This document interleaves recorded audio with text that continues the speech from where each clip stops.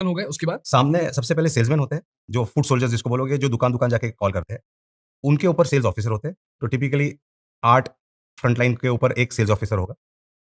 उनके ऊपर area sales leaders होते हैं, जो एरिया को मैनेज करते हैं। उनके ऊपर रीजनल लीडर्स होते हैं, जो उस रीजन को मैनेज करते हैं। ओके, और उसके ऊपर ज़ेडएसएम्स होते हैं, जो ज़ोन को मैनेज करते हैं।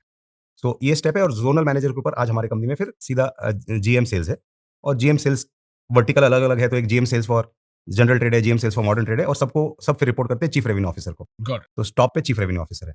Understood sir. हाँ सर, अभी बताइए कि तो आपके पास 700 सेल्समैन है हाँ, और 3200 डिस्ट्रीब्यूटर आज है। की डेट में। उस समय भी हमारे पास सेल्समैन कम ही थे बिकॉज़ 8 करोड़ की कंपनी थी।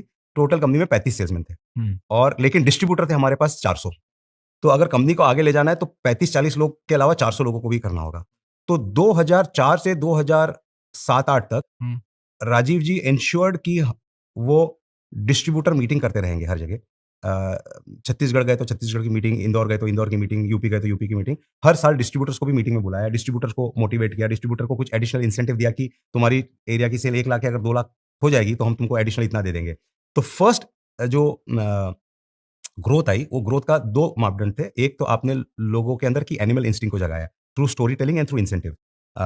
एंड दूसरा था, जो हमने बात की सबसे ईज़ी ग्रो करना होरेका में है, क्योंकि चीपर प्राइस है, तो हमने एक कहा कि 5 केजी का अचार हमारा आता है, उसको हमने हीरो प्रोडक्ट बना दिया। बिकॉज़ उसको पहुँचाएँगे तो ग्रोथ फास्ट आएगी, कंपनी कम कमाएगी लेकिन डिस्ट्रीब्यूटर कमाने लगेगा, लड़का इंसेंटिव कमाने लगेगा, तो लड़के का मोटिवेशन बढ़ेगा, डिस्ट्रीब्यूटर का मोटिवेशन बढ़ेगा।